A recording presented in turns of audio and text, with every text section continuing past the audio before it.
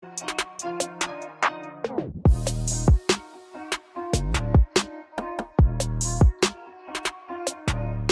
is up, basketball fans? Welcome to the NBA Outlet. I'm your host, Nick Fay. With me, as always, Kory Waldron.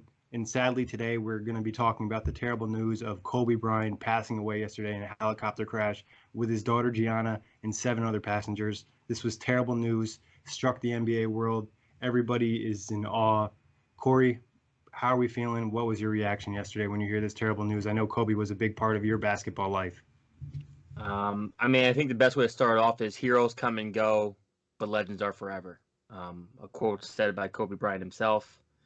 I was at the gym when the news came across my phone, and it almost felt like, we've obviously lost a lot of celebrities over the past years. Heath Ledger comes to mind, Mac Miller comes to mind of artists, and of course Kobe.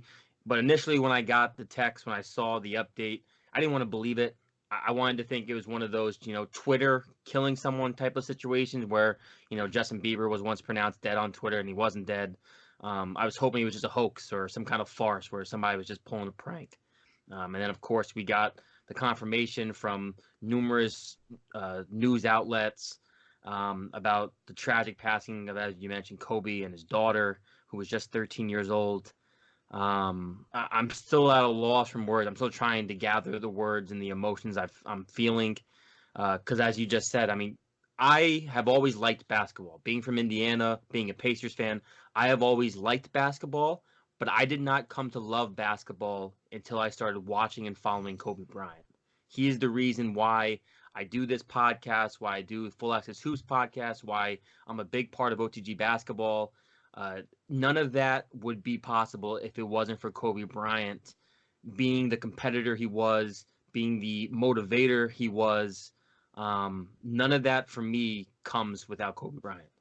Yeah, he was a huge factor for basketball, the NBA in general, for specifically our generation. Growing up, we didn't have Michael Jordan. We had Kobe, and then it was Kobe versus LeBron. And just to see him on the court and play and score 81 points and just do all these crazy things that you really didn't think was possible until you saw him out there. He was iconic. He was an all-time great. He was a legend. Relentless. His work ethic was unmatched. One of the best competitors in all of sports. And like you mentioned, it was we've seen celebrities pass, but no one of this magnitude, no one of this star power or the impact on the game of basketball, not only in the United States and the NBA, but I think globally, and then also still carrying on that positive impact, especially after his playing days. We've seen him so much this season, courtside, interacting with LeBron or giving players tips or goals to reach and whatever it may be. So I feel like that's what even made it more sour, was not only was, he was an all-time great, but he was still doing great things on and off the court for the NBA and for basketball in general.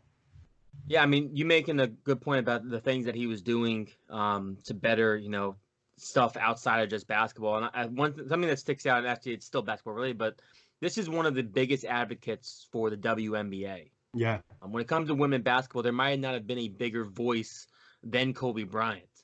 He was doing wonders for pushing that game forward, trying to get it more publicity. And then, of course, transitioning from his days as a player, he became the coach of his daughter's team. You mentioned this off wax. I think I mentioned it in a tweet yesterday. His daughter also became his protege in a lot of ways. As you mentioned, him all at the courtside games. Gianna, aka Gigi, was right there alongside of him.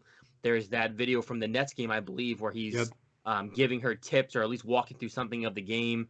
And he was just becoming a better and better person outside of his career, because obviously, we're not going to touch on it too much, but there are obviously parts of his legacy that are stained from earlier on in his life. But I think from the back half, this was a guy who was a tremendous father to his kids. He was a husband, and he was doing a lot of things with the amount of notoriety he had and power he had to try and make a difference. And like that car accident, even a month ago, there was a car accident, and Kobe Bryant ran out of his car and into the scene in the middle of an accident and was helping direct traffic and make sure people were okay. Like, that's the kind of person that Kobe Bryant was.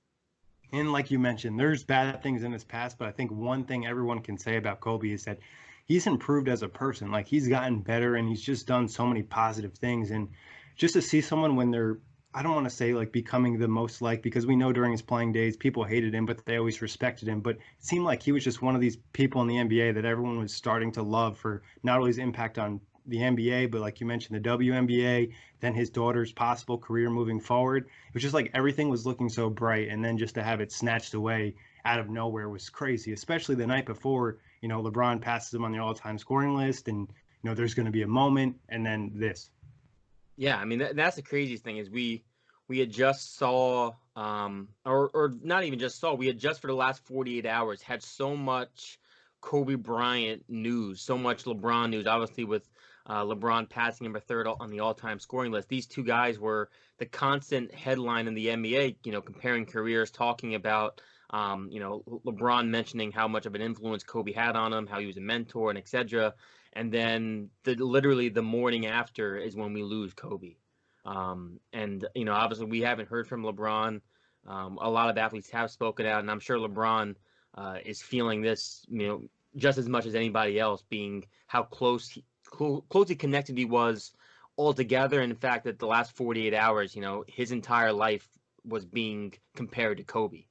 Yeah, and not to mention, there's only so many people on Earth that Kobe and LeBron can connect to because of the way their journeys went and the level of basketball player they are. So I'm sure it was just horrendous for him. And Kobe's last tweet is congratulating LeBron. So it's just, a terrible situation. But let's talk a little bit about last night in the NBA. The NBA elected not to cancel games. Both you and I think that they should have probably did that. But a lot of players went out and showed respect in their own way. Yeah, I mean, first off, teams did it, right? Yep. That was honoring him by letting the shot clock roll out, which is 24 seconds. Of course, Kobe in the second half of his career wore number 24. I know the Pacers also did. They didn't bring the ball up in 8 seconds, so they had an 8-second violation to honor him when he was number 8. So, of course, we saw a lot of that happening from every team that played. We saw Trae Young whip out the number 8 when he was introduced for the night instead of wearing his normal number 11. We saw DeMar DeRozan being consoled by Greg Popovich. We saw Tim Duncan on the bench crying. We saw Bradley Beal on the bench crying. Tyson Chandler, PJ Tucker, Austin Rivers, all those guys. And this was a guy who impacted just about every single NBA player out there. Maybe not necessarily, like as Zion said, like Zion necessarily didn't know Kobe, but Zion grew up watching Kobe. Like Kobe was an inspiration for a lot of these young guys. He was what pushed a lot of these guys, like Dwayne Wade, Dirk Nowitzki, LeBron. Like he was a role model, a mentor. As you know, being a Brooklyn Nets guy, Kyrie, the minute he found out the news yesterday, left the arena immediately and didn't come back. And this is a guy who, in 2016, when he won an NBA title, the first phone call he made after winning was to none other than Kobe Bryant. So his connection to the players is so heavily felt, and the guys who did go out there and play, and even the guys who decided to take a night off or whatever the case may be to grieve on their own, he impacted all these guys, and they all paid a tremendous amount of tribute to him. I mean, anybody who likes basketball that's over the age of 13 at this point has some idea of who Kobe Bryant is and what he did on the court and motivated them in some way. I mean, growing up, it was always like, Kobe on the jump shot, trash can, whatever it may be. It was just something that was engraved in a basketball fan's life. And I think it hit this generation extremely hard because of what he meant to us, and it being the first like giant star and role model to a lot of us that passed away in a traumatic way. That's the thing. Like, you didn't have to know basketball to know who Kobe Bryant was. Exactly. The name Kobe Bryant was just known. Like Kobe. Anyone in high school, as you mentioned, with if you rolled up a piece of paper and you threw it to a garbage can, it was almost like it was mandatory to yell Kobe. I still saw people do it at the gym. Yeah, when you pick up a basketball and you just take a shot, you're yelling out Kobe. It was just Kobe became synonymous with basketball, with ball in general, and it's just incredible that you don't hear players, or I mean, again, I'm not in high school now, so I don't know what kids are yelling, but I can't imagine any kid yelling, Curry or Steph. I mean, maybe they do, but Kobe. For us, it was Kobe. For this generation, for the last 20 years. And it's just terrible. And I mean, obviously, I know the NBA is going to do something great to, give Kobe his moment in history. And I know the Hall of Fame and everything like that. But let's talk a little bit about his career so this whole show isn't completely sour. this is one of the greatest basketball players to ever put on a jersey, especially a Laker jersey. I mean, 5-time champ, 2-time Finals MVP, 18 All-Star appearances, 4 All-Star MVPs, 81 points in a game, 15 All-NBA appearances, 11 first team, 12 All-Defensive NBA team appearances, and 2 gold medals. And I'm sure I'm missing about 20 other things, but that list alone is just incredible. I mean, there's a reason why we always talk about Kobe, LeBron, and Jordan in the same sentence, in the same conversation. These were three of arguably the greatest players of all time. Obviously, that debate, who gives a shit? It doesn't matter. We should probably stop having those kind of debates because no matter where you see Kobe, he is a generational talent that was the face of the league for years. He's going to go. He is already one of the greatest to ever play. You listed the accomplishments. You know, the one thing that Kobe and like Jordan had is these guys were such fierce competitors that they went out there and it didn't matter if they scored 10 points. It didn't matter if they scored 40 points. It didn't matter if Kobe had to go 5 for 20 from the field. It was about winning, whatever it took to win. I remember that practice he had when the Lakers sucked, and he was just like he got pissed off saying like, why am I even here if we're not going to try? Like the amount of excellence he demanded, his unwillingness to back down, his determination. I remember him, let me just think about some of the moments, like walking out on a torn Achilles to shoot 2 more free throws. Playing the 2010 NBA Finals with, I believe, either a broken or torn ligament in his shooting hand finger.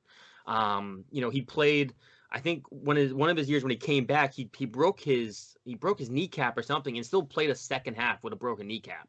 Until they realized that it was shot and he had to eventually miss more time. But this was a guy who just played through whatever, played through pain, and just didn't back down from anybody. It was something that I don't think, we don't see very many guys like Kobe anymore in the league. I'll say this about Kobe, and this is not to be disrespectful. He was not one of the 10 most talented players to ever play in the NBA. But because he worked so hard, he'll be one of the 10 best players to ever play in the NBA. Yeah. No, I mean, that's actually a great point to make, is the fact that Kobe was probably, I mean, I think to some extent I would acknowledge that he was obviously far from perfect. And the fact of the matter is that he made his bread and butter by being the hardest worker in the room. Yep. Like, you may be better, you may be more talented, but the one thing Kobe would make sure is you weren't going to outwork me. I'm going to do everything I can to put myself in the best situation possible to succeed.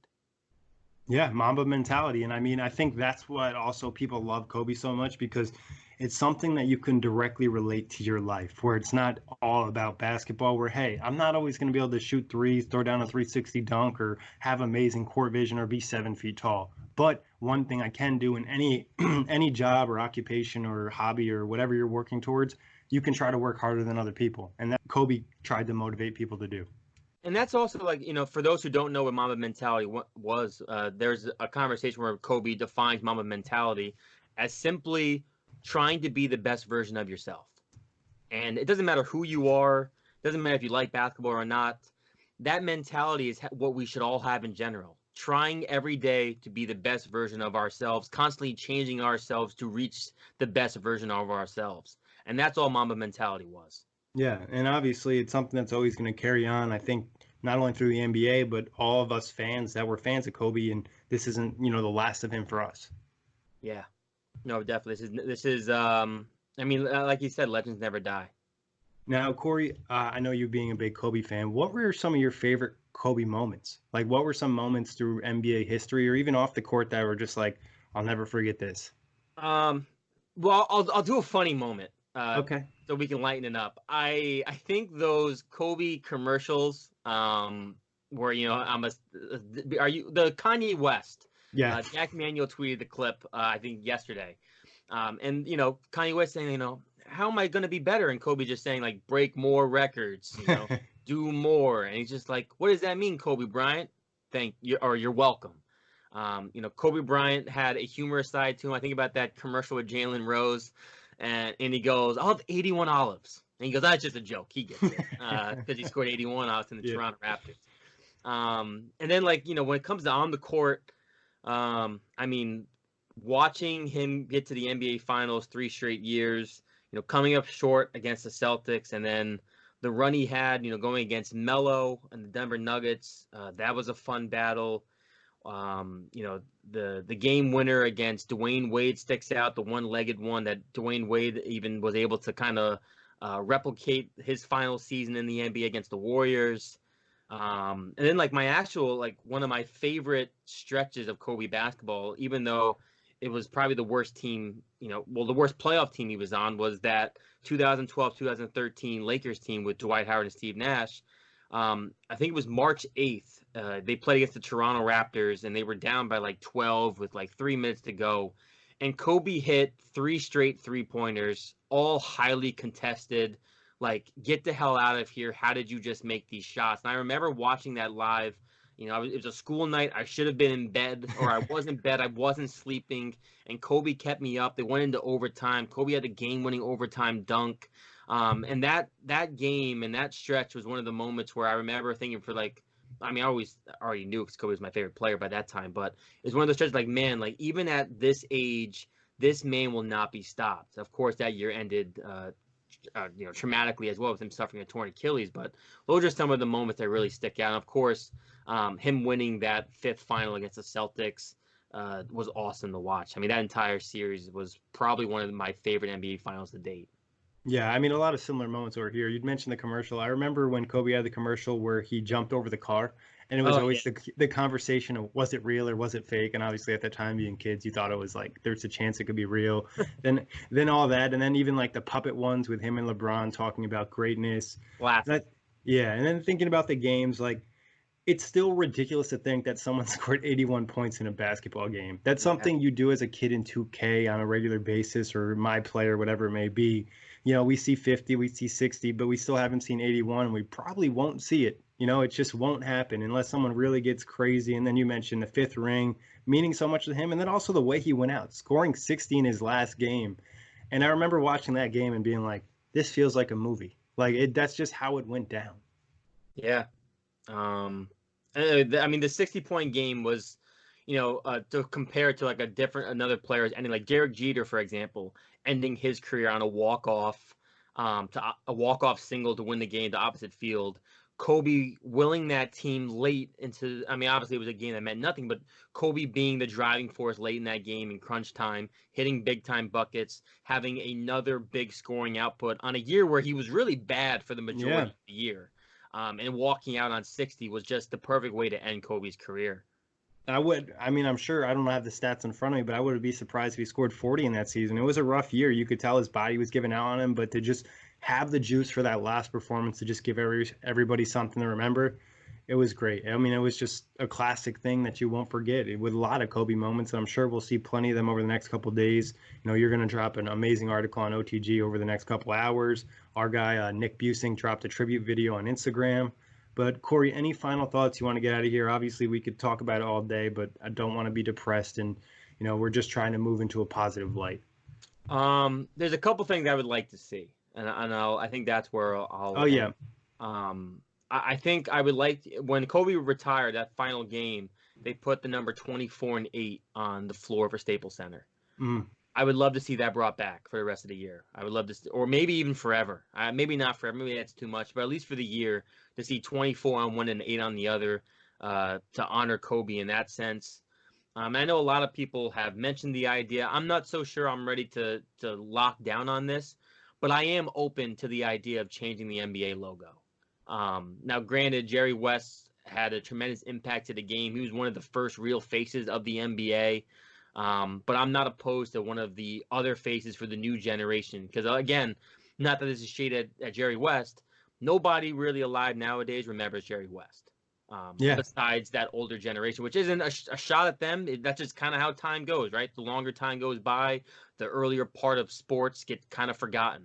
And I think it wouldn't be a terrible idea to visit the idea of maybe changing the logo to Kobe Bryant, who for the last 20 years or so was the face of the NBA before LeBron.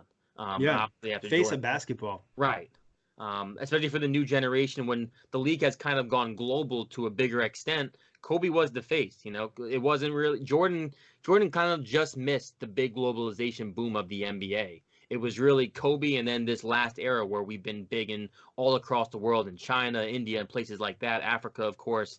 So I wouldn't mind seeing one or two of those things come to tuition.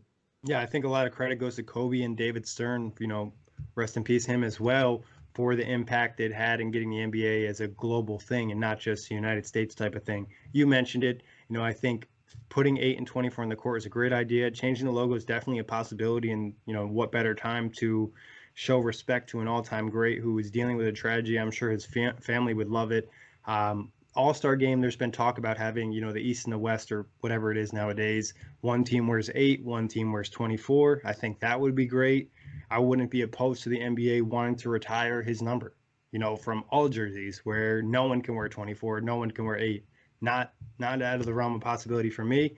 Then just final thought, I'm going to lock the Lakers in to win a championship this year. I just want to touch, shout out to Mark Cuban. Yes.